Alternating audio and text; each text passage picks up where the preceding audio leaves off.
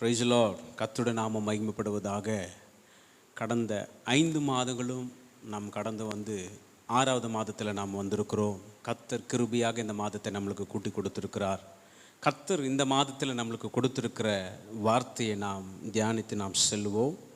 1 தீமோத்தேயு 6ஆம் அதிகாரம் 11வது வசனத்தில், நீயோ தேவனுடைய மனுஷனே, இவைகளை விட்டோடி நீதியையும் தேவ பக்தியையும் விசுவாசத்தையும் அன்பையும் பொறுமையையும் சாந்த குணத்தையும் அடையும்படி நாடு. அப்போஸ்தலனான ஆகிய பவுல் தீமோத்தேயுவுக்கு எழுதின இந்த முதல் நிருபத்தில் ஒரு நல்ல ஆலோசனை கொடுக்கிறார்.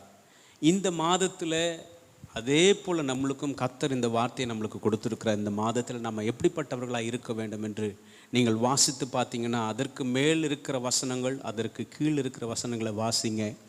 எதைகளை விட்டு ஓடி நாம் எதைகளை பின்பற்ற வேண்டும், எப்படி இருக்க வேண்டும் என்று ஆண்டவர் இந்த மாதத்தில் நம்மளுக்கு கற்றுக் கொடுக்கிறார்.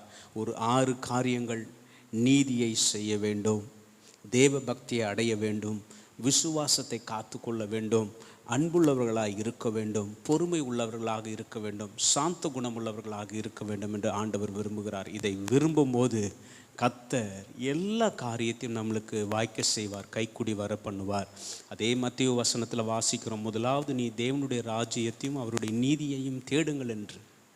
அதே போல் நாம் தேடும்போது கர்த்தர் எல்லாத்தையும் நம்மளுக்கு ஆசீர்வாதமாக மாற்றி கொடுக்க அவர் வல்லவராக இருக்கிறார். நான் ஜெபிக்கிறேன்.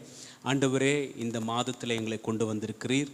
இந்த வார்த்தையின்படியாகவே எங்களை நடத்தும். நீதியாயும் தேவ பக்தி உள்ளவர்களாயும் விசுவாசம் உள்ளவர்களாயும் பொறுமை உள்ளவர்களாயும் ஆண்டவரே, விசுவாசத்தில் நாங்கள் உறுதியாய் நிலைத்து நிற்க ஆண்டவரே எங்களுக்கு கற்றுத்தாங்க. பொறுமை உள்ளவர்களாயும் அன்புள்ளவர்களாயும் சாந்த குணம் உள்ளவர்களாயும் இருக்க கர்த்தர் எங்களுக்கு கிருபை பாராட்டுங்க.